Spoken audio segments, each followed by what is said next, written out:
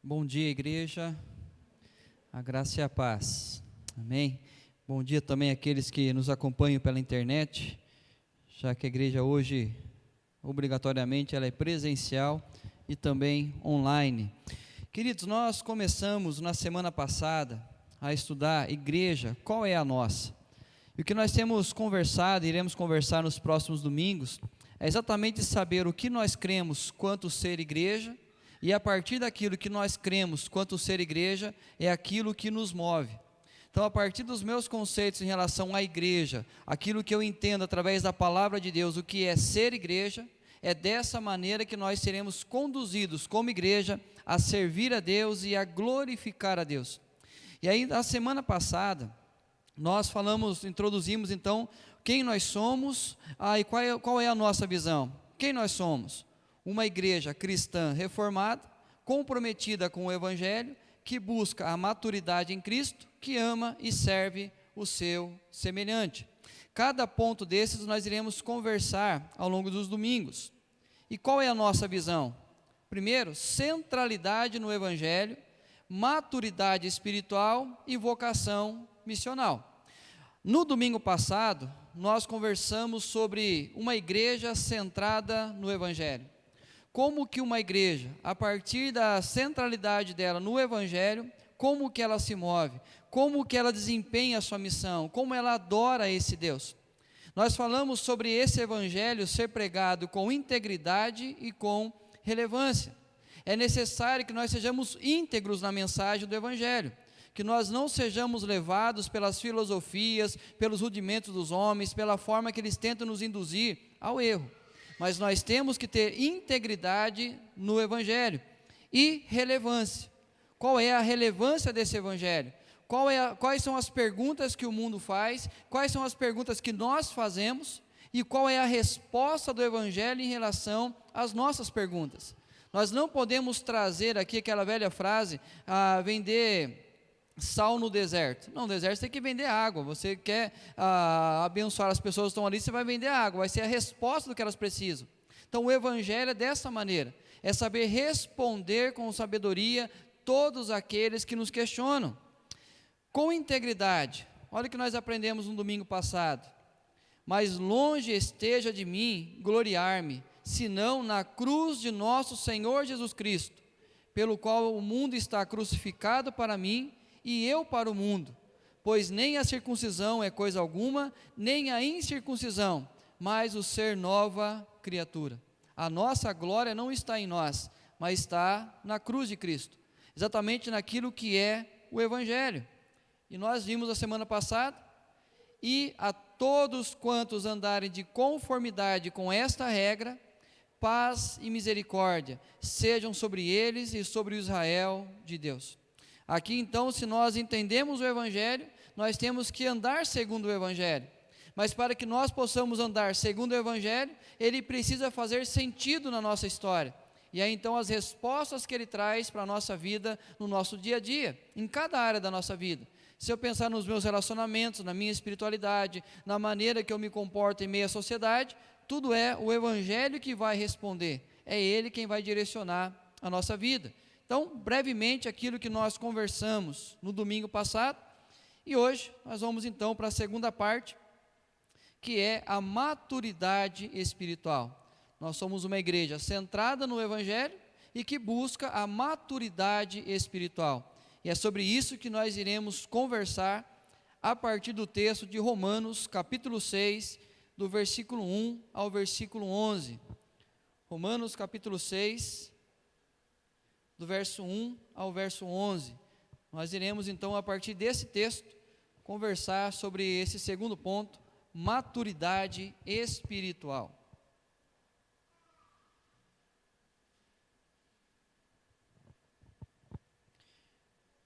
Diz assim o texto: que diremos, pois? Permaneceremos no pecado, para que seja a graça mais abundante? De modo nenhum. Como viveremos ainda no pecado, nós os que para ele morremos? 6, 2, 3. Ou, porventura, ignorais que todos nós que fomos batizados em Cristo Jesus, fomos batizados na sua morte? Fomos, pois, sepultados com ele na morte pelo batismo, para que, como Cristo foi ressuscitado dentre os mortos pela glória do Pai, assim também andemos nós em novidade de vida. Porque se fomos unidos com ele na semelhança da sua morte, certamente o seremos também na semelhança da sua ressurreição. Sabendo isto, que foi crucificado com ele o nosso velho homem, para que o corpo do pecado seja destruído, e não sirvamos o pecado como escravos. Porquanto quem morreu está justificado do pecado. Ora, se já morremos com Cristo, cremos que também com ele viveremos.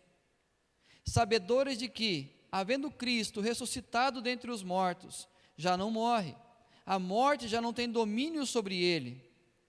Pois, quanto a ter morrido, de uma vez para sempre morreu para o pecado, mas quanto a viver, vive para Deus. Queridos, semana passada nós conversamos sobre a centralidade no Evangelho, e nós falamos sobre o processo da salvação, que independe do homem. Nada nós podemos fazer para alcançarmos a salvação por nós mesmos, pois nós estamos mortos espiritualmente. Então vem a graça irresistível de Deus, que apresenta a nós o Evangelho, o Espírito Santo move nosso coração, na nossa mente, gerando vida em cada um de nós, e nos dando condições agora de compreender esse Evangelho e crer em Jesus Cristo como nosso Senhor e Salvador. Nós falamos sobre a questão da salvação, e é interessante quando nós ouvimos sobre a salvação, e aí nós entendemos que tudo é pela graça, mediante a fé, que nem a fé vem de nós, é dom de Deus.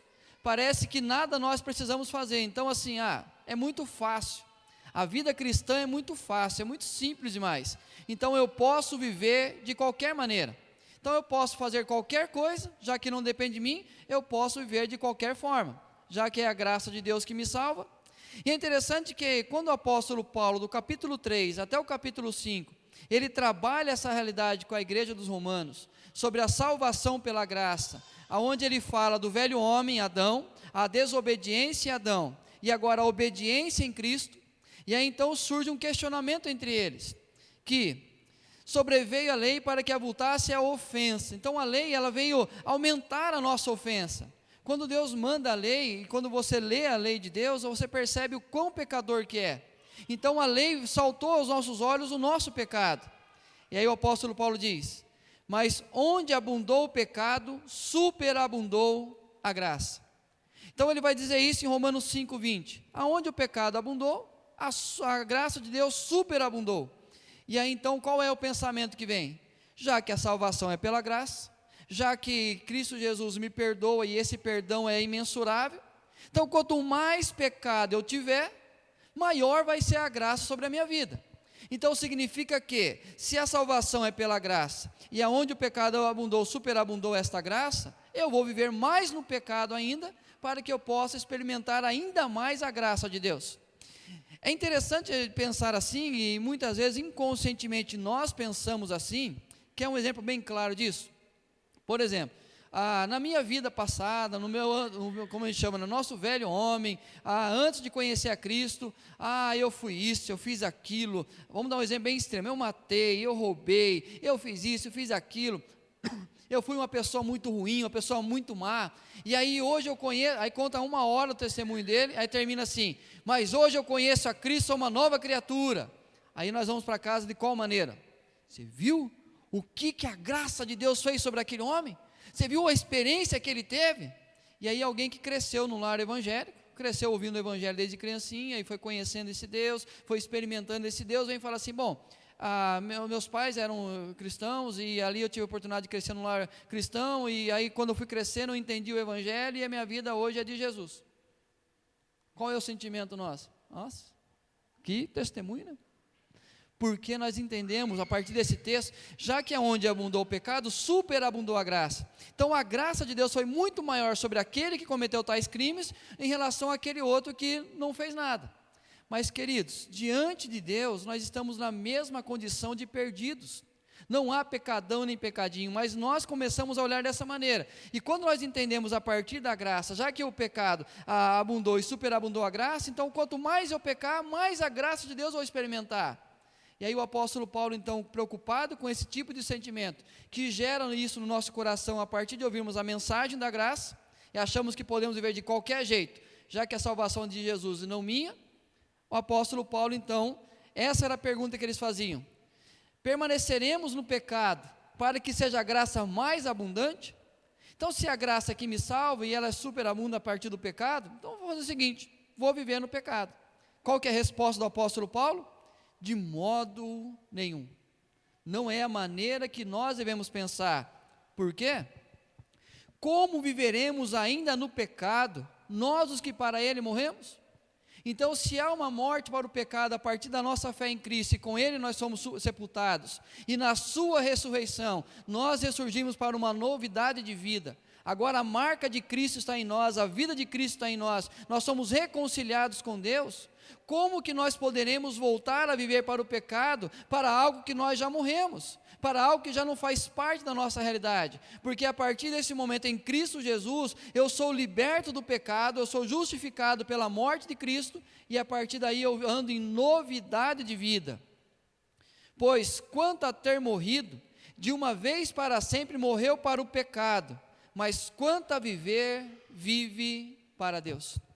Então a mensagem da graça não tira a responsabilidade nossa a partir da salvação, da busca pela santificação, da busca pelo compromisso com Cristo, de viver a vida de Cristo, de experimentar constantemente essa transformação na nossa história.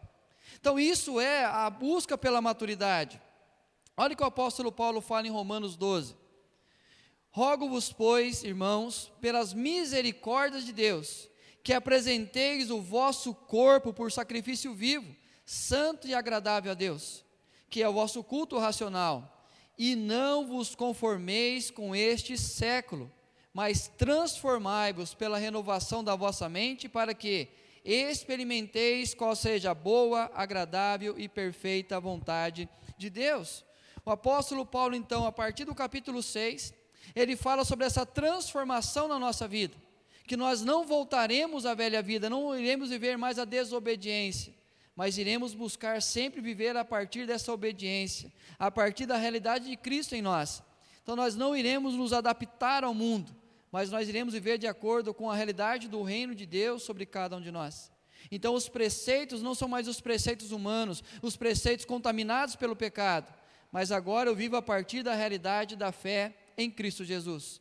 E aí, queridos, é a busca constante pela maturidade cristã.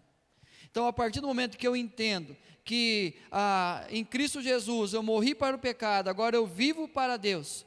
Esse viver para Deus é exatamente um compromisso que nós temos de buscar constantemente a maturidade cristã, buscar constantemente o crescimento na nossa relação com Cristo Jesus, para que seja evidente na nossa vida que nós fomos resgatados pela graça, que nós fomos salvos mediante a fé em Cristo Jesus, para que se evidencie em nós que nós somos então uma nova criatura.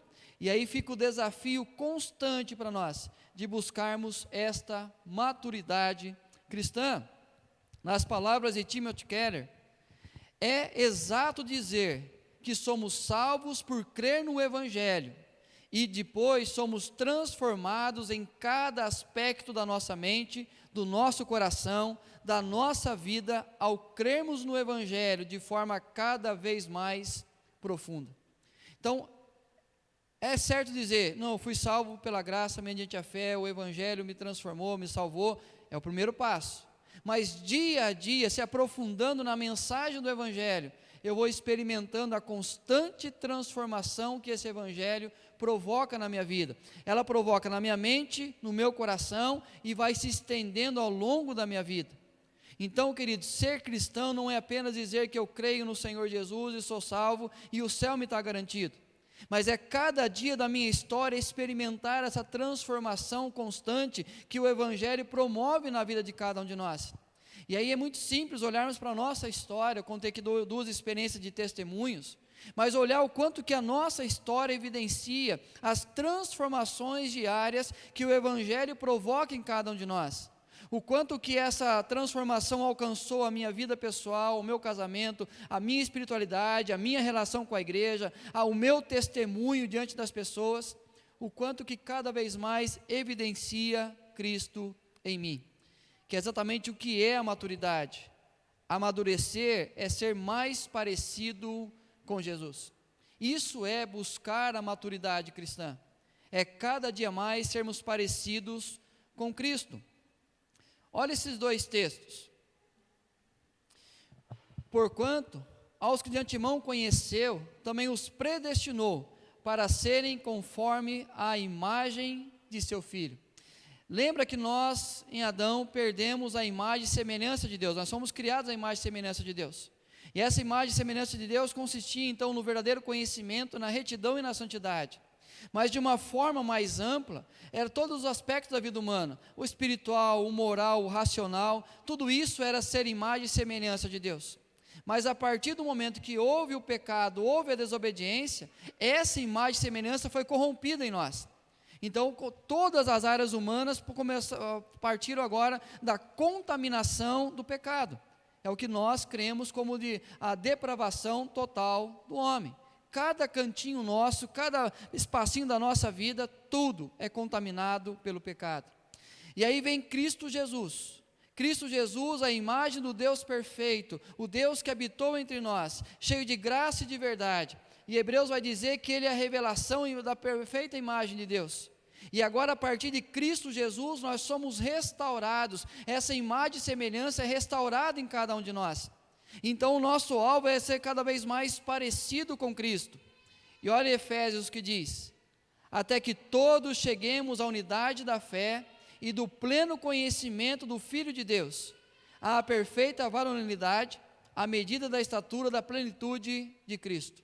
Qual que é o nosso objetivo? Cada vez mais sermos parecidos com Jesus. É termos a imagem de Deus restaurada na vida de cada um de nós. Em Colossenses, o apóstolo Paulo vai dizer que nós estamos sendo restaurados para o pleno conhecimento de Deus, que era exatamente aquele que Adão tinha antes da queda.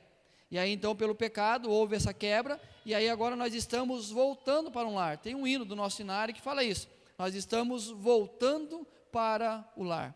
É exatamente o processo inverso agora. Nos afastamos de Deus e dia a dia somos mais parecidos com Cristo e cada vez mais em intimidade com Deus. Queridos, a busca pela maturidade é ordem para nós. Ah, não, pastor, eu já tenho Jesus, eu estou na bênção, então o céu está garantido. Não, é uma ordem. Olha o que diz: desejai ardentemente, como crianças recém-nascidas, o genuíno leite espiritual. Então nós temos que entender que é uma ordem dada a nós, é um desejo ardente no nosso coração. E se nós negligenciarmos, há uma repreensão.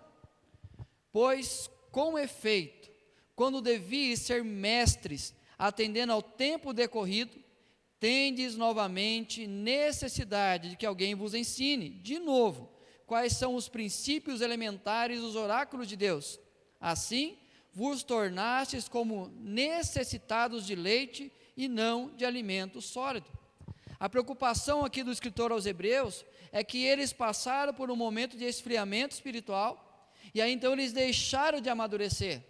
Mas o escritor vai dizer: olha, pelo tempo decorrido, pela caminhada que vocês têm com Deus, vocês deveriam estar no estágio mais à frente, vocês teriam de estar mais maduros na fé.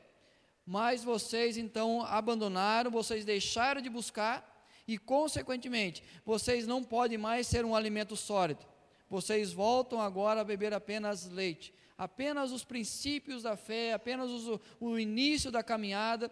É como se nós tivéssemos a necessidade de começar um discipulado de novo. É como se, apesar dos nossos 15 anos de caminhada com Cristo, nada nós crescemos, nada nós mudamos. E aí então a repreensão vem: olha, você não tem buscado isso, você não tem buscado essa maturidade, você não tem buscado parecer cada vez mais com Jesus. Queridos, agora porém, libertados do pecado, transformados em servos de Deus, tendes o vosso fruto para a santificação e, por fim, a vida eterna.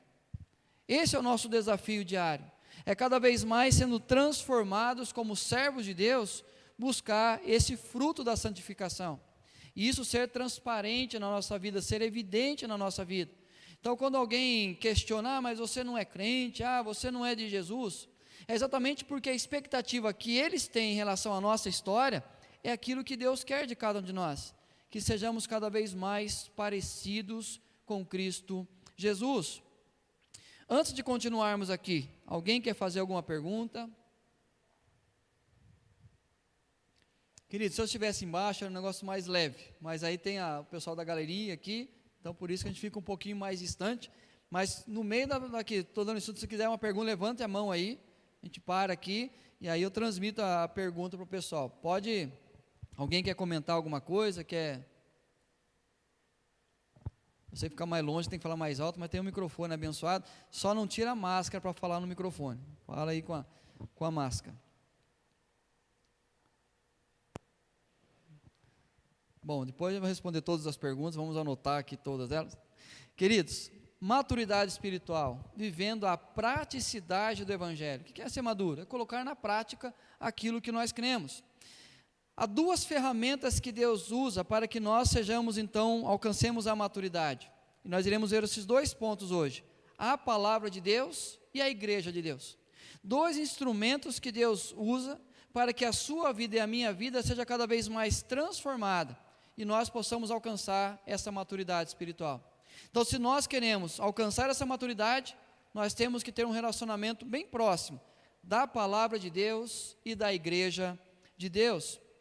Primeiro, da palavra de Deus, esse envolvimento com a palavra. Olha o que Tiago diz: portanto, despojando-vos de toda impureza e acúmulo de maldade, acolhei com mansidão a palavra em vós implantada, a qual é poderosa para salvar a vossa alma. Aqui Tiago está falando do processo de santificação.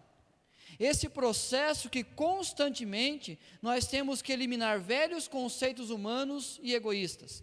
O nosso coração está cheio de impureza, cheio de maldade, e a necessidade de purificar o nosso coração.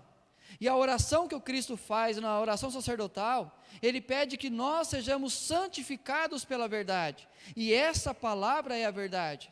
Então cabe a nós, cada dia, acolhermos a palavra de Deus, para que todo esse acúmulo de impureza, de maldade no nosso coração, seja tirado. Esses velhos conceitos humanos e egoístas, deixem de fazer parte da nossa vida, e entre um processo, moldando o caráter e produzindo frutos. E esta palavra então começa a ocupar o coração, começa a adentrar na nossa vida, e a partir desse momento, a nossa vida é direcionada, conduzida pela palavra de Deus. Esse é o processo de santificação, é cada vez mais ser menos parecido comigo, e cada vez mais ser parecido com Cristo Jesus.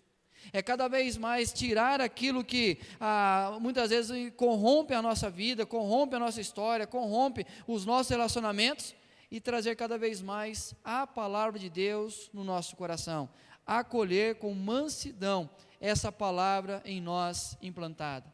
Então, o primeiro processo nesse relacionamento com a palavra é tirar velhos conceitos humanos e egoístas, é tirar toda a filosofia humana, todo o preceito humano que nos separa de Deus. Qualquer tipo da cultura que tenta corromper os bons ensinos da palavra de Deus, eu preciso tirar e trazer para dentro do meu coração essa palavra. Mas não apenas isso, Tiago vai dizer ainda: tornai-vos, pois, praticantes da palavra, e não somente ouvintes. E aí, é o processo de transformação. Então, o processo de santificação é tirar esse conceito humano e trazer cada vez mais os conceitos do reino de Deus. E nesse processo de transformação, é a veracidade do que se ouve. Aquilo que você ouve da palavra de Deus, a gente vai ver daqui a pouco que há um tipo de relacionamento que não edifica com a palavra, mas quando eu ouço que é a palavra de Deus, esse evangelho com integridade, com relevância, é isso que eu tenho que ter a certeza que é verdade aquilo que eu estou ouvindo.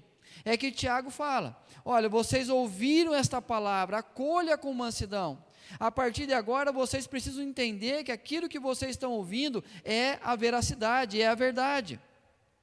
E a praticidade do que se crê. Não apenas ser ouvinte, a oração que o Jean fez no início. Não apenas ouvirmos a palavra, mas estarmos dispostos a mudar a partir da palavra. Então, deve existir uma disposição nossa de praticar essa palavra, e a operosidade da palavra é exatamente isso, é como um operário, alguém vestido, preparado para desempenhar uma função. Então, eu não posso me envolver com a palavra apenas ouvindo o que ela tem a dizer, mas praticando essa palavra, vivendo a realidade desse evangelho. E aí, queridos, quando nós olhamos a nossa vida, muitas vezes nós não encontramos essa transformação diária. Ah, pastor, eu ouço tanto a palavra, mas comece a colocar em prática. Se Deus mandou perdoar, perdoe. Se Deus mandou amar, ame. Se Deus mandou mudar alguma realidade, mude. Se Deus mandou obedecer, obedeça. E a partir daí nós começamos a viver esse processo de transformação. Olha o que Timothy Keller diz: devemos inculcar o Evangelho de modo contínuo na mente e no coração das pessoas, para que elas o entendam não apenas como um conjunto de crenças, mas como um poder que nos transforma profundamente e continuamente. Aí entra a questão, quando nós educamos os nossos filhos, as crianças no contexto de igreja, que nós temos por costume de fazê-las decorar os versículos bíblicos. Decore esse versículo. É apenas parte do processo. A criança precisa entender, e nós adultos precisamos entender, que ela vai inculcar, colocar na nossa mente, mas aquilo precisa alcançar o nosso coração. E esta palavra precisa então transformar a nossa vida. Então não é apenas saber conceitos sobre salvação, conceitos sobre doutrina, conceitos reformados. Não é apenas saber esses conceitos. Mas o quanto que isso é muito mais do que conjunto de crenças, mas é o poder que nos transforma profundamente e continuamente.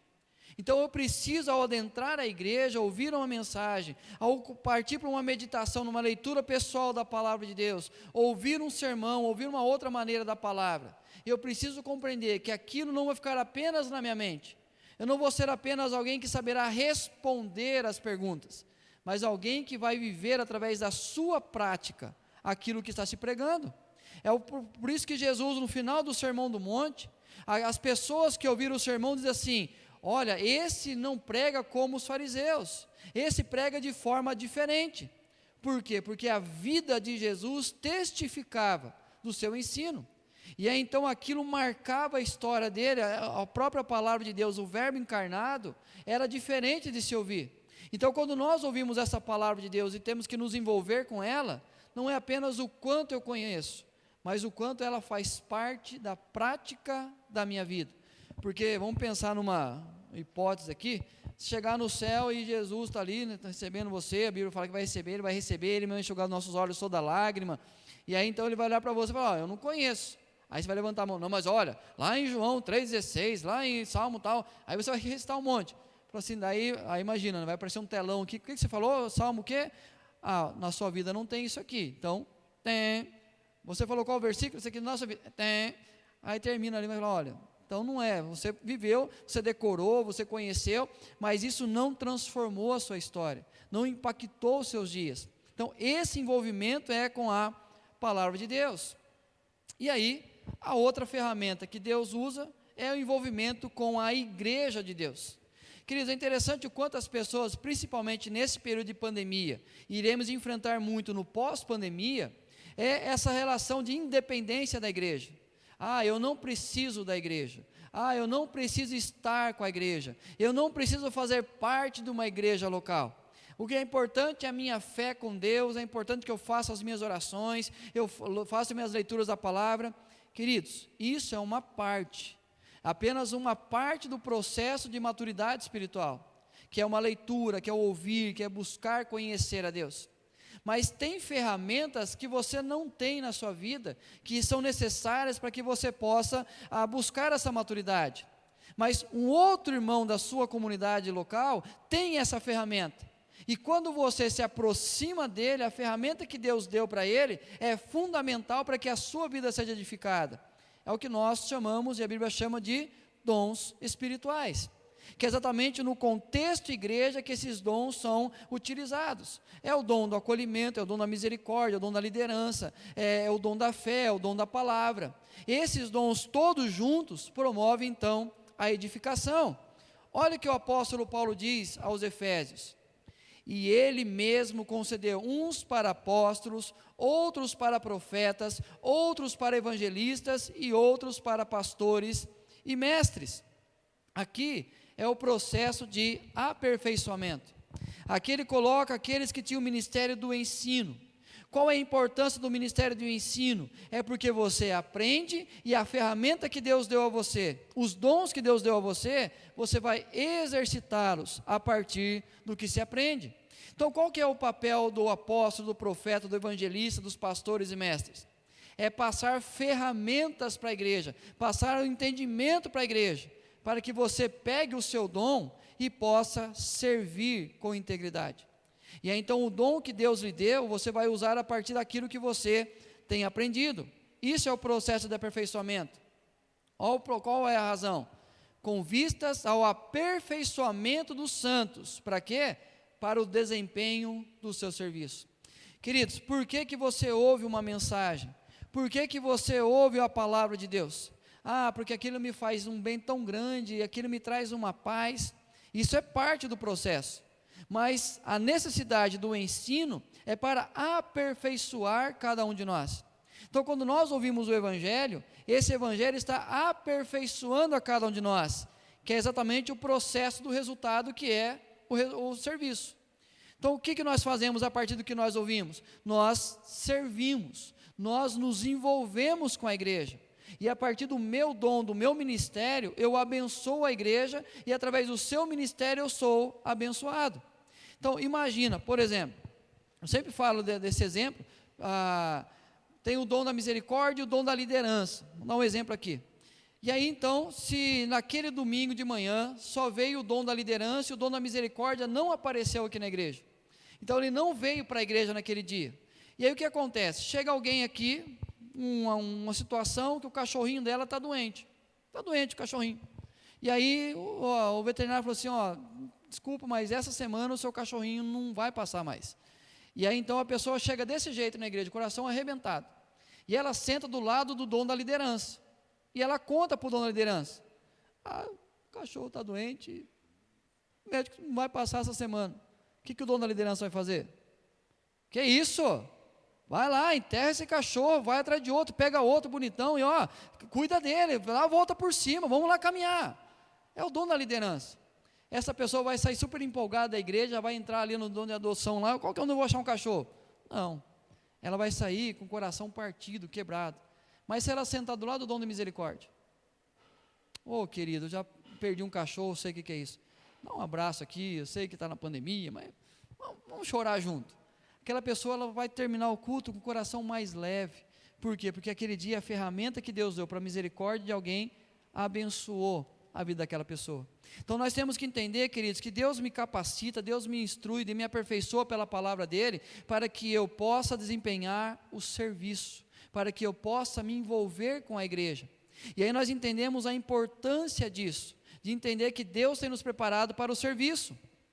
Olha o que Michael Lucas diz: esse tipo de formação de caráter não pode acontecer simplesmente como cristãos isolados, estudando a palavra de Deus ou orando sozinhos. Pelo contrário, isso acontece através da comunidade chamada igreja. À medida que aprendemos a amar e a viver entre pessoas dramaticamente diferentes de nós. Esse processo que Deus usa da maturidade, além da palavra, é a igreja. Sozinhos em casa, imagina, por exemplo, Deus me deu o dom da palavra, e aí eu não venho para a igreja, mas todo domingo eu coloco o espelho na frente de casa e começo a pregar para mim. Aquilo não vai me edificar. Me edifica quando eu leio, quando eu estudo, mas a minha pregação, aquele olhar para mim, ficar pregando para mim mesmo, não vai trazer nada. Mas sentar e ouvir alguém pregar, por isso nós pastores precisamos sempre fazer isso, e ter pastores na nossa vida, para que o dom deles possa edificar a nossa vida. E assim também a gente vê a importância do dom de cada um de nós, a importância do serviço que Deus coloca nas nossas mãos. E aí a igreja cumpre a sua missão a partir dessa realidade, o aperfeiçoamento através da igreja e da palavra de Deus. O objetivo final de Deus para a nossa vida na terra não é o conforto, mas o desenvolvimento do caráter. Ele quer que cresçamos espiritualmente e nos tornemos semelhante a Cristo. Esse é o processo. E ele acontece a partir do nosso envolvimento com a palavra e o nosso envolvimento com a igreja. E aí eu sei que você vai falar assim, pastor, mas eu conheço gente que é de igreja, pastor, gente que está buscando ouvir a palavra, mas eu não consigo enxergar essa maturidade. O que acontece nesse envolvimento com a igreja e nesse envolvimento com a palavra, que não gera uma maturidade, que não gera uma transformação contínua? E nós vamos ver então, quando este envolvimento não promove a maturidade. E aí corrigir alguns atos nossos que nós temos por prática, e aí nós percebemos que a maturidade não chega para nós, porque a maneira que nos envolvemos com a igreja e com a palavra, não é um envolvimento que promove a maturidade. E aí o primeiro, envolvimento com a palavra de Deus. Como que esse envolvimento não produz a maturidade? Primeiro, quando nós buscamos respostas prontas e satisfatórias, as chamadas profecias e revelações. Se a nossa relação com a palavra é buscar resposta pronta e satisfatória, e correr atrás de profecias e revelações, queridos, isso não vai promover maturidade. Aquela velha história de manhã, você precisa tomar uma decisão, você pega a Bíblia e fala assim, não, Deus, eu preciso de uma resposta, e abrir. Não, Deus, não é isso. Não, Deus, não é isso. E aí nós temos o famoso, aquele periquitinho da fé, né, que vai tirando só as promessas para a gente, só as promessas. Queridos, infelizmente as pessoas buscam esse tipo de relação com a palavra, e isso não edifica, pelo contrário. Isso aqui que gera revolta em muitas pessoas, elas abandonam a igreja, muitas abandonam a fé, porque foram feitas promessas a elas que Deus nunca falou. Mas a maneira que foi dita, as pessoas começaram a acreditar. E gente, é muito simples, é muito fácil fazer profecias e revelações. É muito simples no nosso contexto hoje. Porque aquele amigo seu que você tem, um baixinho, meio gordinho assim, um loirinho, cabelinho assim, cuidado com ele. Deus me revelou que ele vai fazer uma coisa com você essa semana e por favor, sabe aquela sua amiga loira, aquela amiga sua, olha, não confia nela, Deus está me revelando aqui, queridos. Aí já vem a memória, eu tenho uma amiga assim, eu tenho um amigo desse jeito, pelo amor de Deus, eu preciso... E aí, mexendo com os nossos sentimentos, mexendo com o nosso ego, e aquilo ali, que eles vai mexendo, eu vou me envolvendo com aquilo. Aquilo é correr atrás do vento. Superficialidade e sentimentalismos, a chamada autoajuda. Os pastores mais ouvidos hoje nas redes sociais são aqueles que sentam numa cadeirinha, põem uma musiquinha de fundo e falam assim: é por você. Deus veio aqui por você. Deus não te fez cauda, te fez cabeça. Porque olha o que Ele vai fazer na sua história. E aí Deus se torna aquele, Deus é assim na minha vida. Não existe compromisso, não existe transformação. O que Deus vai fazer é transformar. E como aquilo satisfaz o nosso coração? Tanto quanto uma mensagem do Espiritismo, do Seixonoe, tantos outros dos coaches da vida. E aí então o que acontece? As pessoas se envolvem com esse tipo de palavra. Mas eu chorei tanto, e na segunda-feira a vida continua da mesma forma. A única coisa foi um alívio momentâneo e passageiro. E aí se você tirar a parte coach, não sobra mais nada. Queridos, cuidado com esse envolvimento com a palavra. Parcialidade e adequação. Conformismo. Sabe o crente guarda-chuva e o crente inchado? Então o crente guarda-chuva, se vem uma palavra que exige mudança, ele abre o guarda-chuva, aí cai só do lado. Mas se é bênção, é enxada. Opa, essa é para mim, essa é para a minha vida. E aí eu começo a ler a palavra a partir da conformidade da minha realidade. Pastor, mas Deus, a palavra não tem como fazer assim, eu pego só outra parte. E aí então essa relação de conformismo com o mundo e tentando adequar a palavra ao mundo é perigosa. Aqui não há espaço para o confronto e o conflito. Não seremos confrontados pela palavra. E não confrontados pela palavra não vai gerar em nós conflito nenhum. Então a nossa vida continua do mesmo jeito, eu não tenho o peso do pecado na minha consciência, eu não tenho a necessidade de mudança, por quê? Porque aquela palavra não gerou em mim um confronto. E se eu não fui confrontado pela palavra, não tem conflito nenhum. E não existirá maturidade e transformação. Esse é o envolvimento com a palavra, queridos, que não vai mudar a nossa história. Pode correr atrás, pode fazer, pode chorar, a vida continuará no mesmo ritmo, na mesma realidade. Mas há um envolvimento com a igreja que não produz também a maturidade. O primeiro, esporádico e circunstancial, o que eu costumo chamar de farmácia da fé. Esse envolvimento nosso com a igreja esporádico e circunstancial é como se nós tivéssemos duas realidades. Ou nós estamos com uma gripe, ou nós temos com um remédio controlado. Então nós temos uma relação circunstancial com a farmácia. Ou eu vou lá no momento que eu preciso de algo que é esporádico, e aí eu vou lá comprar um remedinho para a minha dor de cabeça, ou eu vou lá porque eu tomo um remédio, então todo mês eu preciso ir lá pelo menos um dia da semana, do mês, para comprar o meu remédio. E aí então nosso envolvimento com a igreja é assim. Então nós começamos apenas, eu participo um domingo, fico 3, 4, 5, 6, 7, 8 sem ouvir a mensagem. Não adianta, queridos, nós não seremos amadurecidos. Necessidades e preocupações, é o que eu chamo de loja de conveniência. Nossa, na semana está difícil, acho que eu tenho que ir na igreja domingo, senão não consigo resolver. Eu preciso, estou preocupado com o negócio aí, eu preciso ir lá, porque aí se Deus me abençoa. Não, eu estou precisando que Deus me ajude, eu vou lá. É aquela loja de conveniência, sabe aquelas 10 horas da noite, você abre a geladeira e percebe que não tem manteiga, e já fechou todos os mercados da cidade. Aí você fala assim, não, peraí, tem um posto que fica a lojinha de conveniência aberta, eu acho que tem lá.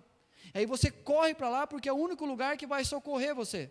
E muitas vezes nós olhamos a igreja assim, como essa opção. Eu vou para lá quando eu tiver as necessidades e as minhas preocupações. Isso vai acontecer, se eu não tiver mais aquela necessidade, e não tiver mais aquela preocupação, então quando voltar a uma outra realidade, eu procuro a igreja. Culpa e obrigações, tarefas extras no trabalho. Querido, todo mundo aqui ama fazer aquela tarefa extra do trabalho. Quando aparece algo que não é da sua rotina, que não é do seu departamento, você tem que fazer, você vai com maior alegria. Não, muitas vezes nós o fazemos para que o patrão não venha pegando no nosso pé. Então acabou o seu trabalho, você tem mais 2 horas para fechar o dia. Então para que ninguém fique falando, está parado lá, você vai pegar uma vassourinha, vai dar uma limpada, um paninho em cima, só para chegar até o horário de 6 horas e parecer que você não está fazendo nada. E às vezes igreja é assim que nós agimos com a igreja.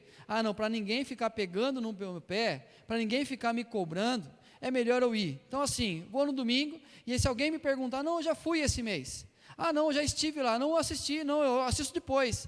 Então sempre vai ter essa desculpa. É a maneira que nos relacionamos com a igreja, e queridos, da mesma forma, não há espaço para o envolvimento e engajamento. Nós não iremos nos envolver, nós não iremos nos engajar no que Deus está fazendo. Basta a gente olhar quem tem ministérios na igreja, vai perceber o quanto que o ministério, o envolvimento com o ministério abençoa ao longo da semana. Porque você está pensando nele, se preparando por ele, você está ali desejoso de voltar para servir, porque o seu envolvimento com a igreja é saudável. Agora, quando a gente fica sempre assim, nesse envolvimento, queridos, não vai existir comunhão, e também não vai existir a maturidade. Nós não teremos comunhão com a igreja e não teremos a maturidade. Nesse período que nós estamos vivendo aí de pandemia, cultos online, a transmissão desses cultos, eu sempre falei com a nossa igreja, queridos, a gente precisa entender que eu preciso estar envolvido com a igreja, conectado com a igreja, mesmo que não presencialmente, eu preciso estar meu nominho aparecendo lá, dando uma boa noite, convivendo com as pessoas, atento para o que a igreja está fazendo. Eu sempre falo assim, que a nossa igreja ficou fechada, que a nossa igreja agora, mas vamos falar assim, o Vale do Sol, ele ficou fechado muito tempo, mas nunca ficou parado. Ele nunca ficou um domingo parado, um dia parado da semana. Por quê? Porque a igreja estava se envolvendo e se engajando. E aí a necessidade nossa de manter essa comunhão. E aí, mantendo essa comunhão, nós alcançamos a maturidade. E quando esse envolvimento promove a maturidade? Quando que ele vai promover? Com a palavra, quando nós temos meditação, leva a mente. Quando você vai meditar na palavra. Não aquela leitura religiosa. Não, eu preciso ler, não li a Bíblia hoje. Não. você pode fazer isso de duas maneiras. Você pode ler a Bíblia para você ter aquela meta anual de ler toda a Bíblia, mas escolha um outro livro para meditar nele. Então você fala, vou ler de Gênesis e Apocalipse. Você faz assim, ó, lê Gênesis 1 a 10, mas você vai lá para Mateus e lê uma perícope, uma passagem bíblica. E naquela passagem você fica o dia inteiro, ó, remoendo ela. Até Deus ministrar o seu coração, até Deus falar com você. E aí então isso é meditar, é você procurar respostas, é você procurar conhecer, você pegar aquela palavra e levar a sua mente, inculcar essa palavra. Mas também profundidade, leva ao coração.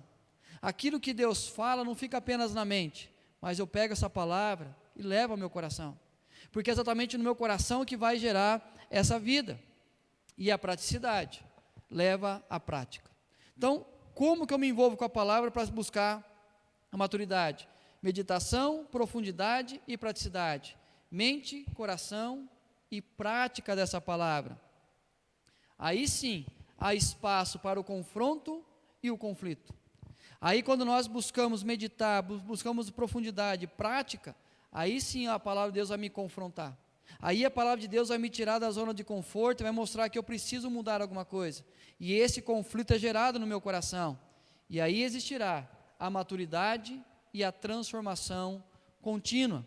Esse, querido, é o nosso envolvimento com a palavra que promove então a maturidade.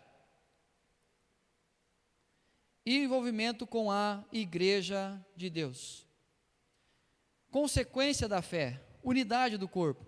Quando alguém falar para você assim, querido, é o seguinte, eu tenho fé, mas não preciso da igreja.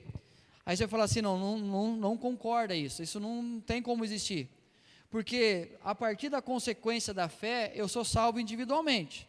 Mas a partir da minha salvação em Cristo Jesus, eu faço parte do coletivo. Eu faço parte da chamada família de Deus, da igreja de Deus. E isso vai ser evidenciado a partir da minha relação com o corpo, a minha unidade com o corpo. Então a minha fé em Deus, a partir da minha salvação em Cristo Jesus, automaticamente me transforma como membro da família, um membro do corpo de Cristo. Eu tenho que viver a unidade desse corpo.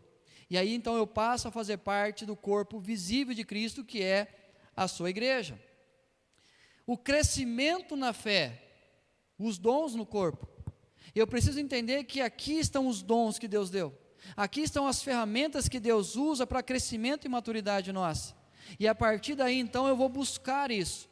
A partir desse momento, outros dons, outros ministérios irão edificar a minha vida.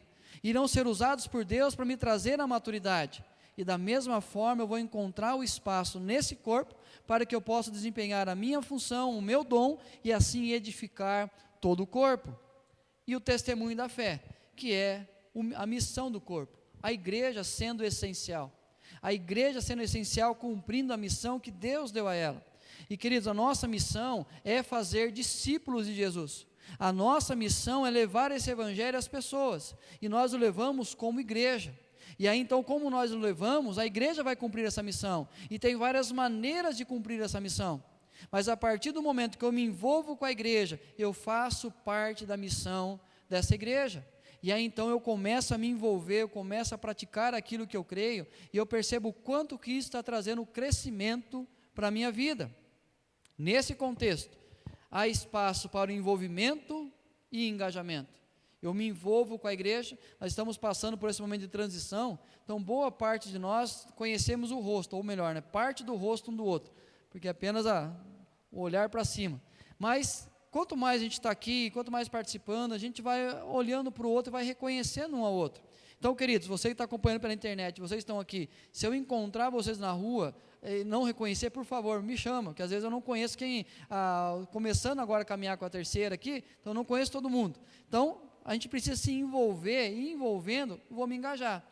Pastor, eu estou aqui, tem alguma coisa para fazer? Começa a vir, tenho certeza que muita coisa você pode ser usado por Deus. E aí, a comunhão e a maturidade. A igreja caminha de mãos dadas.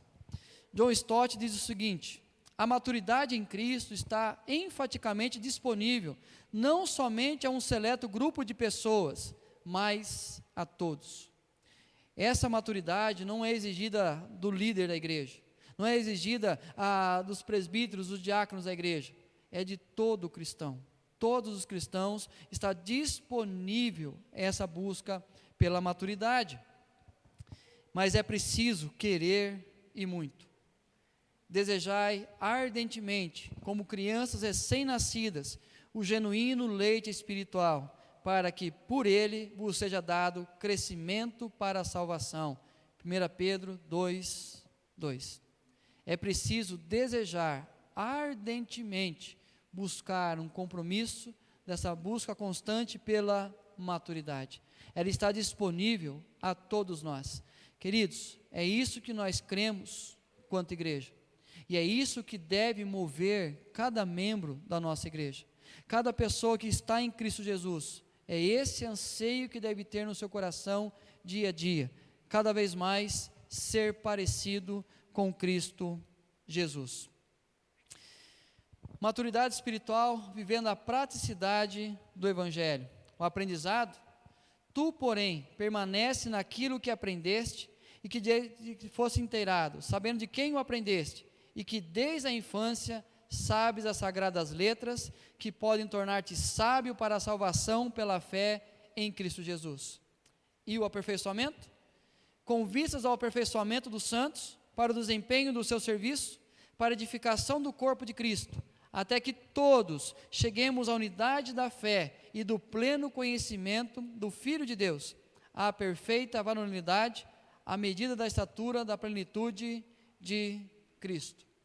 Queridos, vivendo maturidade espiritual, vivendo a praticidade do Evangelho, o nosso envolvimento com a igreja e com a palavra de Deus, que seja isso que mova o coração de cada um de nós, que seja isso que nos edifique, que nos transforme, dia a dia. Eu sei que eu vou passando rápido os slides, vejo algumas pessoas anotando, mas depois eu vou mandar no grupo em PDF, tá bom? Então no grupo eu mando, aí você tem aí, eu vou passando rápido aqui. Queridos, vamos orar por essa mensagem e buscar mesmo essa maturidade. E como eu falei, a gente precisa meditar isso, traz à mente, você ouviu, agora leva isso ao coração, começa a permitir que isso gere conflito. O que eu preciso mudar? O que eu preciso buscar? E aí leva à praticidade. E a partir disso, essa relação com a igreja, que seja cada vez mais próxima, mais pessoal, mesmo que seja online, mas que haja exatamente essa conexão, esse envolvimento com uma igreja local. Vamos orar? Pai, o que nós pedimos a Deus é que o Senhor nos dê, através do Teu Santo Espírito, o arrependimento das obras que precisamos nos arrepender, tirar do nosso coração os conceitos humanos e egoístas e acolher cada vez mais com mansidão a Tua palavra em nós implantada, para que assim possa produzir frutos de santificação, de maturidade, de consagração, e sejamos levados cada vez mais a amadurecermos, ó Deus, na fé e nos envolvermos com a Tua igreja, nos engajarmos naquilo que o Senhor tem feito e irá fazer através da Tua igreja. Pai, sê conosco, nos abençoe, ó Deus, e que essa palavra fique gravada e guardada no coração de cada um de nós e gere vida, para louvor da Tua glória, em nome do Senhor Jesus. Amém e amém. Queridos, todos sabem que a nossa igreja está momentaneamente